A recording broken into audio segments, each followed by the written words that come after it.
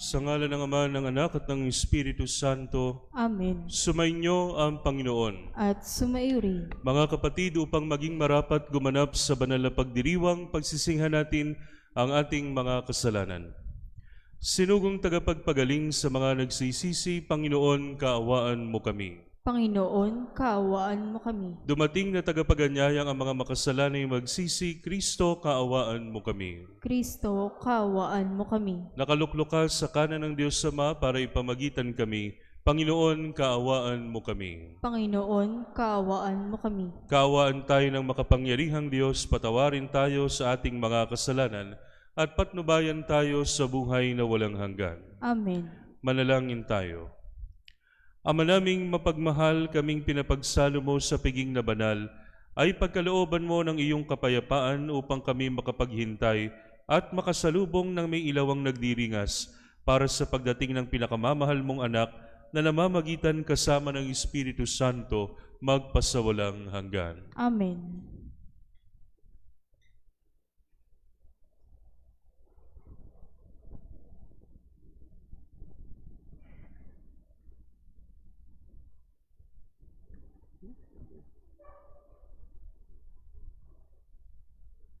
Ang salita ng Diyos mula sa aklat ni Propeta Malakiyas. Narito ang pahayag ng makapangyarihang Panginoon. Ipadadala ko ang aking sugo upang ihanda ang daraanan ko. At ang Panginoon na inyong hinahanap ay biglang darating sa kanyang templo. Darating ang pinakihintay ninyong sugo at ipahahayag ang aking tipan. Ngunit sino ang makatatagal pagdating ng araw na iyon? Sino ang makaharap pag siya'y napakita na? Siya'y parang apoy na nagpapadalisay sa bakal at parang matapang na sabon. Darating siya para humatol at dadalisayin niya ang mga saserdote, tulad ng pagdalisay sa pilak at ginto. Sa gayon, magiging karapat-dapat silang maghandog sa Panginoon, at ang mga handog na dadalhin ng mga taga-Huda at Jerusalem ay magiging kalugod-lugod sa Kanya tulad ng dati. Ngunit bago dumating ang nakahihindig na araw ng Panginoon, isusugo ko sa inyo si Propeta Elias. Muling magkakalapit ang loob ng mga ama at mga anak. Kung hindi, mapipilitan akong pumarian at wasakin ang inyong bayan. Ang salita ng Diyos. Salamat sa Diyos. Itaas nyo ang paningin, kaligtasay dumarating. Itaas nyo ang paningin, kaligtasay dumarating. Ang kalooban mo'y ituro, O Diyos, ituro mo sana sa ababang lingkod. Ayon sa matuwid, ako ay turuan. Ituro mo, Panginoon, ang katotohanan. Itaas nyo ang paningin, kaligtasay dumarating. Mabuti ang Panginoon at makatarungan. Sa mga sarili, guro at patnubay, sa mababang loob, siya yaong gabay at nagtuturo ng kanyang kalooban. Itaas nyo ang paningin, kaligtasay dumarating.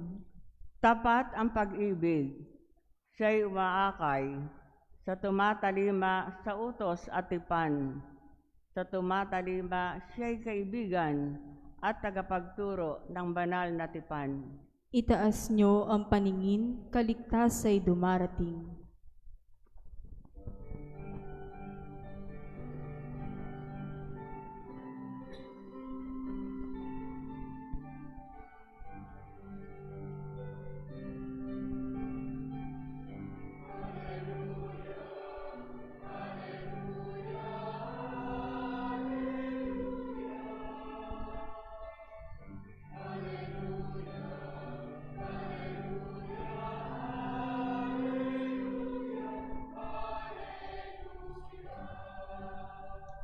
Harit batong panulukang, saligan ng sambayanan.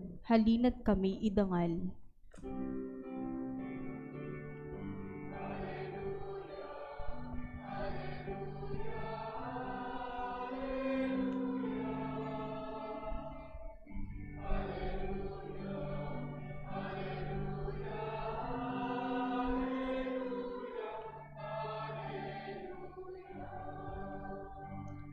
Sumainyo ang Panginoon. At sumayo rin. Ang mabuting balita ng Panginoon ayon kay San Lucas. Papuri sa iyo, Panginoon.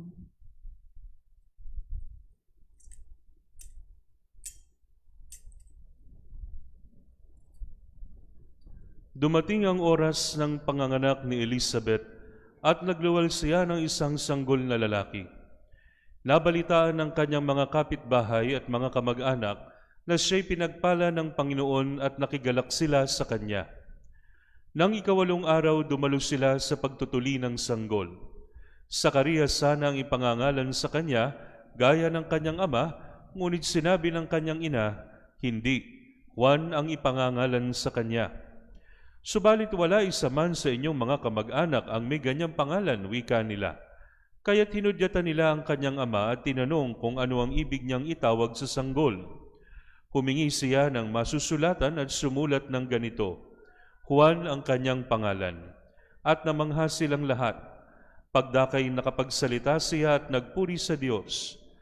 Natakot ang lahat ng kanilang kapitbahay, ano pat nagiging usap-usapan sa buong kaburulan ng Judea ang mga bagay na ito. Pinakaisip-isip ito ng lahat ng nakaalam at ang kanilang tanong, magiging ano nga kaya ang batang ito? Sapagkat maliwanag na sumasa kanya ang Panginoon. Ang mabuting balita ng Panginoon. Pinupuri ka namin, Panginoong Hesukristo. Sa ngalan ng Ama, ng Anak at ng Espiritu Santo. Amen. Magandang gabi po sa inyong lahat. Mga kapatid, kapag gumawa tayo ng isang bagay na pinapagawa ng Panginoon, asahan po natin na may kasunod itong pagpapala. Sa Biblia po, mga kapatid, maraming instances na kapag sinunod ng mga tao ang pinagagawa ng Diyos, dumadaloy po ang pagpapala at biyaya. So unang example, mga kapatid, si Noah. Kilala niyo po si Noah, di ba? Noah's Ark. Nagtayo siya ng isang malaking bangka. Ngayon po, mga kapatid, nung iniutos sa kanya ng Panginoon ito, at nung ginagawa na niya, pinagtawanan siya ng kanyang mga kababayan. Bakit ka gumagawa niyan? Eto yung tuyo dito. Nasa gitna ka pa ng kapatagan. Pagkatapos gagawa ka ng bangka. Anong kalokohan yan? Pero dumating ang baha, dumating ang malakas na ulan at namatay lahat. Ang naligtas lang ay yung sumunod sa kalooban ng Diyos. Si Noah at ang kanyang pamilya at yung mga hayop na iniligtas niya. Pangalawa, mga kapatid, noong pong tagutom sa Israel, meron pong isang propeta, I don't know if it is, I'm not sure if it is Elijah or Elisha. Lumapit po siya sa isang mag-ina na tiyempo namang kakain na ng kanilang last meal. Dahil po tagutom, wala silang pagkain, konti lang yung pagkain nila. Ang sabi nila sa kanilang sarili, ang sabi ng nanay, itong lulutuin ko na to para sa amin lang mag-ina. Pagkatapos ito, wala na akong lulutuin, mamamatay na kami. Ngayon, dumating yung propeta at sinabi niya doon sa ina, ipagluto mo nga ako ng tinapay. So mga kapatid, kung ikaw ay ina, magdadalawang isip ka na sundin yung ginawa ng propeta kasi iisipin mo yung anak mo, uunahin mo. Pero sumunod sila doon sa sinabi ng propeta dahil yun daw yung sinabi ng Diyos. At dahil po sumunod siya at ginagawa niya ng tinapay, yung harina at yung langis na ginamit sa tinapay ay hindi naubos hanggang sa matapos ang tagutom. At dito po sa ating binasang ebanghelyo, mga kapatid, may pinagawa si Zacarias, may pinagawa ang anghel kay Zacarias. Ano po ang pinagawa niya? Ang ipangangalan mo sa bata ay Juan. Ngayon po, mga kapatid, may mga osiserang pakialamerang kapitbahay. Nagpunta doon sa bahay dahil nalamang tutuliin na ang bata. At sinabi nila, bakit siya nang ipapangalan mo sa bata? Wala namang merong pangalang ganyan sa inyo. Mga kapatid, ang convention po noong panahon ng ating Panginoon sa sa Israel, kapag ka may junior kang lalaki, yung pangalan ng ama ang gagamitin mo na ipangangalan doon sa bata. So, wala sa inyo ang may pangalang Juan. Bakit yan ang pangangalan mo? Talagang mga nakikialam. Tinanong pa nila, sabihin, para makasigurado tayo, tanungin mo yung asawa mo, ano ba ipangangalan? Sinulat niya, Juan ang kanyang pangalan. Then after, nung nagawa na ni Zacarias yun, nakapagsalita siya. At dito po mga kapatid, sa last parts ng gospel, may kapansin-pansin na sinabi dito, natakot ang lahat ng kanilang kapitbahay. This is a seemingly innocent passage. Pero mga kapatid, ang mga Israelita kapag ka nakakaramdam ng takot, it always pertains to the fear of the Lord. Holy fear. So ibig sabihin, nung nasunod na yung kalooban ng Diyos, nanahan yung Diyos doon sa lugar na iyon. At surprisingly mga kapatid, ang ibig sabihin ng pangalang John ay God is gracious. God is gracious. Mapagpala ang Diyos. Mga kapatid, tayo po ay patapos na ng taon at paparating na ang bagong taon. Nawa po sa atin pong mga ginagawa, pagsikapan po nating sundin ang pinasasabi sa atin ng Panginoon. It may not be the popular opinion. It may not be in agreement with peer pressure with your peers na kakaiba ang ginagawa kaysa sa inuutos ng Panginoon. Pero kamukha nga po mga kapatid ng motto ng sapatos, just do it. Ano bang sapatos yon? Nike. Just do it. Gawin mo. Gawin mo lang yan. At tingnan mo kung paano kumilos ang Diyos sa iyong buhay. Mga kapatid, maging daluyan nawa tayo ng pagpapala kamukha ni Juan Bautista. Sa ngalan ng Ama, ng Anak at ng Espiritu Santo. Amen. Tinawag ni Zacarias na Juan ang kanyang anak na ang ibig sabihin ang Diyos ay mapagpala. Taglay ang pagtitiwala sa pagiging mapagpala ng Diyos, ang atin pong itutugon, Panginoon, dinggin mo ang aming panalangin. Panginoon, dinggin mo ang aming panalangin.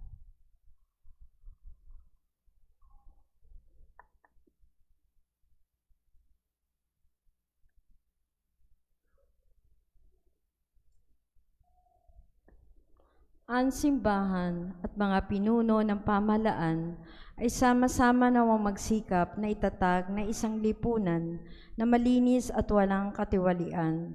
Manalangin tayo sa Panginoon. Panginoon, dinggin mo ang aming panalangin. Ang ating pangalan at karangalan bilang mga Kristiyano ay mapahalagahan nawa natin sa pagtupad natin ng ating mga pangako sa binyag. Manalangin tayo sa Panginoon. Panginoon, dinggin ang aming panalangin. Ang mga mumunting pamayanang Kristiyano naway maging daan ng pagbubuklod at sama-samang pagtungo kay Kristo. Manalangin tayo sa Panginoon. Panginoon, dinggin ang aming panalangin. Ang mga may sakit naway makaranas ng ginhawa at kapanatagan dahil sa mga panalangin at papalakas na loob mula sa kanilang pamilya at kaibigan. Manalangin tayo sa Panginoon. Panginoon, dinggin ang aming panalangin. Upang ating maibahagi sa kapwa ang kabutihan loob, ang pagpapala ng Diyos, ngayon tayo naghahanda sa pagsalubong kay Kristo. Manalangin tayo sa Panginoon. Panginoon, dinggin ang aming panalangin. Ang mga yumao naway makatuloy sa tahanan ng ating Ama sa Langit. Manalangin tayo sa Panginoon. Panginoon, dinggin ang aming panalangin. Amang maawain, mahikayat nawa kami ng buhay ni Juan Bautista na maging tagapaghatid ng mabuting balita ng kaligtasan. Puspusin kami ng kanyang diwa habang naghahanda kami sa pagdating ni Jesucristo na aming Panginoon, ngayon at magpasawalang hanggan. Amen.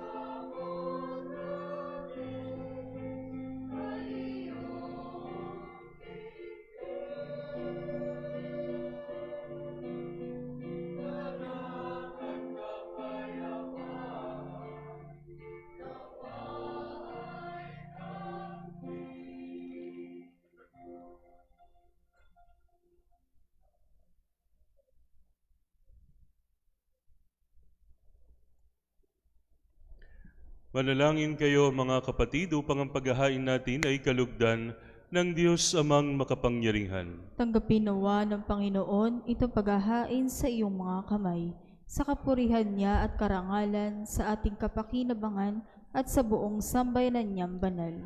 Ama naming lumikha ang paghahaing ito na nagdulot sa amin ng ganap na pagsamba sa iyong kadakilaan, ay maging lubos sumang pakikipagkasundo namin sa iyo upang maipagdiwang namin ang may dalisay na loob ang pinagbuhatan ng aming manunubos na nababagitan kasama ng Espiritu Santo magpasawalang hanggan. Amen. Sumainyo ang Panginoon. At sumaiyo rin, Itaas sa Diyos ang inyong puso at diwa. itinaas na namin sa Panginoon. Pasalamatan natin ang Panginoong ating Diyos. Marapat na siya ay pasalamatan. Ama naming makapangyarihan, tunay ngang marapat na ikaw ay aming pasalamatan sa pamagitan ni Hesukristo na aming Panginoon. Ang pagsusugo mo sa Kanya ay pinahayag ng lahat ng mga propeta. Ang pagsilang niya ay pinanabikan ng mahal na Birheng Kanyang inang tunay sa kapangyarihan ng Espiritong Banal. Ang pagdating niya ay inilahad ni San Juan Bautista sa kanyang pagbibinyag. Ngayong pinaghahandaan namin ang maligayang araw ng kanyang pagsilang, kami nananabik at nananalangin lubos na makaharap sa kanyang kadakilaan. Kaya kaisa ng mga anghel na nagsisiawit ng papuri sa iyo ng walang humpay sa kalangitan, kami nagbubunyi sa iyong kadakilaan.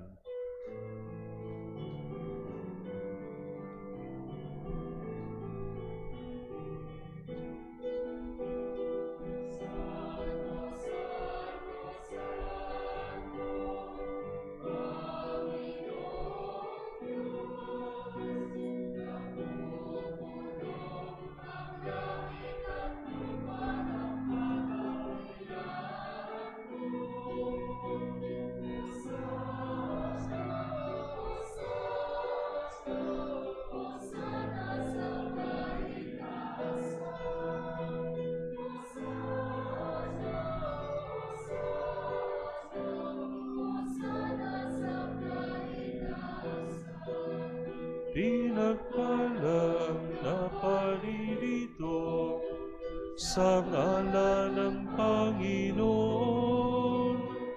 Hosana, Hosana, Hosana sa kaitaasan.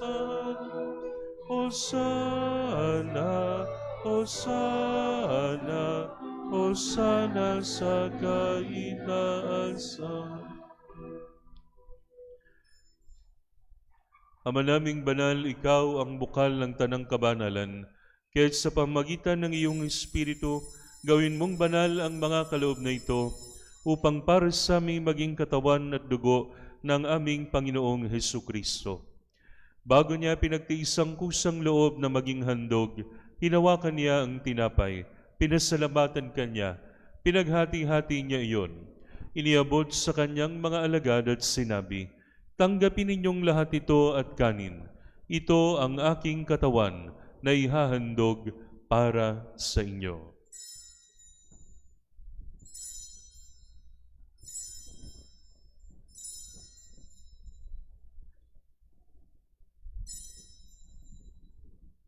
Gayun din naman nung matapos ang hapunan, hinawakan niya ang kalis, muli kanyang pinasalamatan.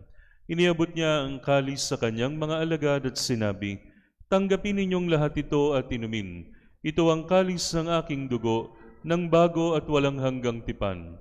Ang aking dugo na ibubuhos para sa inyo at para sa lahat, sa ikapagpapatawad ng mga kasalanan. Gawin ninyo ito sa pag-alala sa akin."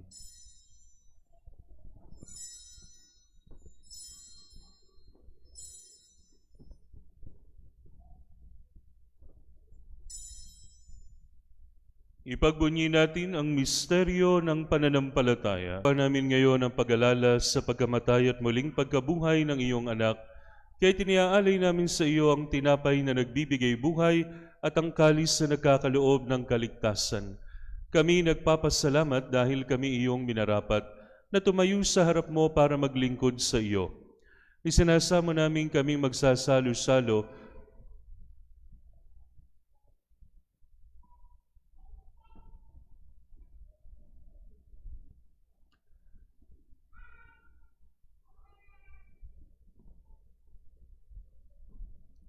sa katawan at dugo ni Kristo ay mabuklod sa pagkakaisa sa pamagitan ng Espiritu Santo. Amalingapin mo ang iyong simbahang laganap sa buong daigdig. Puspusin mo kami sa pag-ibig kaisa ni Leon na aming Papa, ni Dennis na aming Obispo at ng Tanang Kaparian. Alalahanin mo rin ang mga kapatid naming nahimlay, nang may pag-asang sila'y muling mabubuhay, gayon din ang lahat ng mga pumanaw. Kaawaan mo sila at patuloyin sa iyong kaliwanagan. Kaawaan mo at paging dapatin kaming lahat na makasalo sa iyong buhay na walang wakas, kaisa ng mahal na Birheng Maria na Ina ng Diyos, kaisa ni San Jose, kaisa ng mga apostol at lahat ng mga banal na namuhay dito sa daigdig na kalugod-lugod sa iyo. May pagdiwang nawa namin ang pagpupuri sa ikararangal mo sa pamamagitan ng iyong anak na aming Panginoong Hesukristo. Sa pamamagitan ni Kristo, kasama niya at sa Kanya, ang lahat ng parangal at papuri ay sa iyo, Diyos amang makapangyarihan, kasama ng Espiritu Santo, magpasawalang hanggan.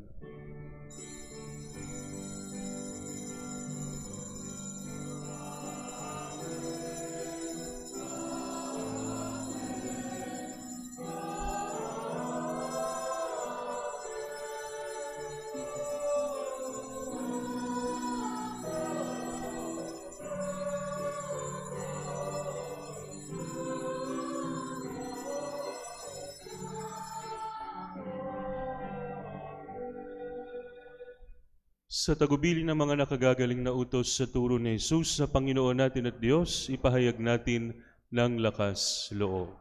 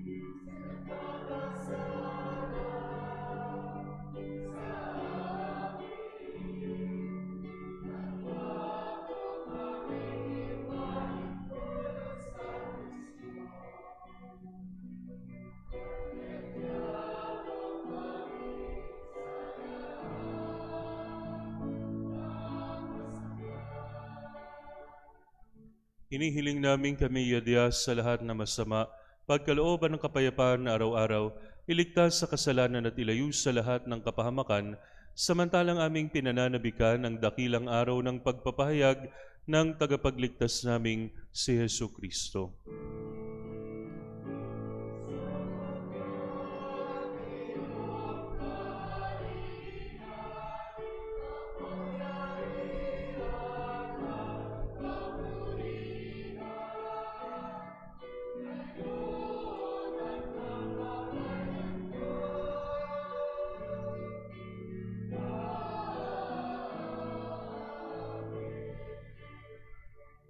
Panginoong Hesukristo, sinabi mo sa iyong mga apostol, kapayapaan ang iniiwan ko sa inyo, ang aking kapayapaan ang binibigay ko sa inyo.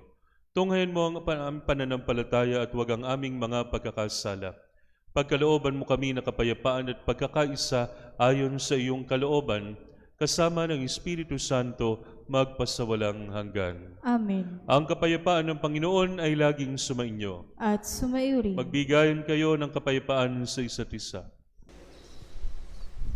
Kordero ng Diyos na nag-aalis ng mga kasalanan ng sanlibutan, maawa ka sa amin.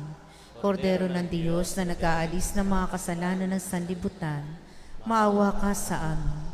Kordero ng Diyos na nag-aalis ng mga kasalanan ng sanlibutan, ipagkaloob sa amin ang kapayapaan. Ito ang kordero ng Diyos, ito ang nag-aalis ng mga kasalanan ng sanlibutan. Mapalad ang mga inaanyayahan sa kanyang banal na piging. Panginoon, hindi ako karapat-dapat na magpatuloy sa iyo, ngunit sa isang salita mo lamang ay gagaling na ako.